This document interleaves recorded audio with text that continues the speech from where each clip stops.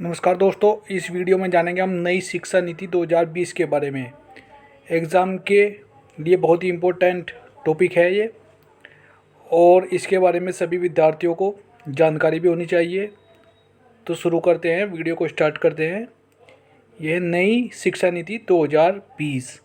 राष्ट्रीय शिक्षा नीति 2020 वर्ष 1968 और 1986 के बाद स्वतंत्र भारत की तीसरी शिक्षा नीति होगी।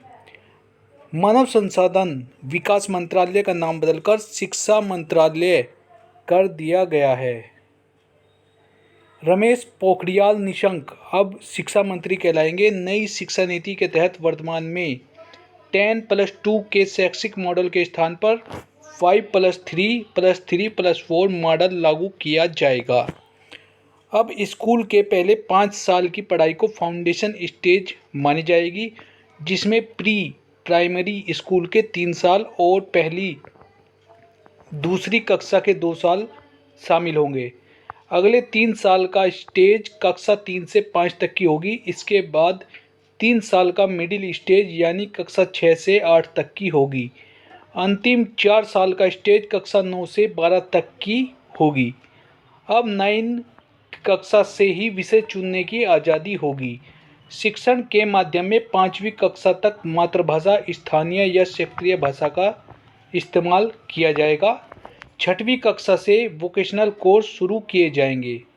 नई शिक्षा नीति के अनुसार शोध करने वाले छात्रों के लिए स्नातक डिग्री की अवधि को 4 वर्ष कर दिया गया है और नई शिक्षा नीति के तहत स्नातक पाठ्यक्रम के छात्र 3 या 4 वर्ष के स्नातक कार्यक्रम में कई स्तरों पर पाठ्यक्रम छोड़ सकेंगे, जैसे पहले वर्ष में कोर्स छोड़ने पर प्रमाण पत्र, दूसरे वर्ष में छोड़ने पर डिप्लोमा, तीसरे वर्ष में कोर्स छोड़ने पर डिग्री एवं अंतिम अर्थात चौथे वर्ष में कोर्स छोड़ने पर शोध के साथ स्नातक का प्रावधान है।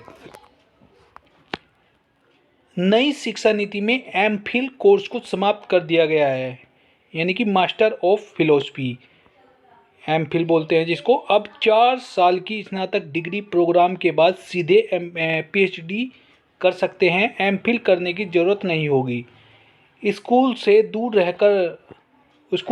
रह रहे 2 करोड़ बच्चों को मुख्य धारा में लाया जाएगा। नई शिक्षा नीति में शिक्षा पर जीडीपी का 6% खर्च करने का लक्ष्य रखा गया है, जो वर्तमान में 4.43% है। नई शिक्षा नीति के तहत वर्ष 2030 तक स्कूली शिक्षा में 100% GER ग्रोस इनरोलमेंट रेशियो के साथ माध्यमिक स्तर पर एजुकेशनल फॉर ऑल का लक्ष्य रखा गया है। उच्च कक्षा में GER ग्रोस इनरोलमेंट रेशियो वर्ष 2035 तक 50% करने का लक्ष्य रखा गया है। उच्च शिक्षा में 3.5 करोड़ नई सीटें जोड़ी जाएंगी। छात्रों के प्रगति के मूल्यांकन के लिए मानक निर्धारक निकाय के रूप में परख नामक एक नए राष्ट्रीय आकलन केंद्र की स्थापना की जाएगी। नई शिक्षा नीति का लक्ष्य 2030 तक 3 से 18 आयु वर्ग के प्रत्येक बच्चे को गुणवत्तापूर्ण शिक्षा प्रदान करना है। यूजीसी, AICTC, NCTC को हटाकर higher education commission of India का निर्माण किया जाएगा। नई शिक्षा नीति 2020 लागू करने वाला प्रथम राज्य हिमाचल प्रदेश है।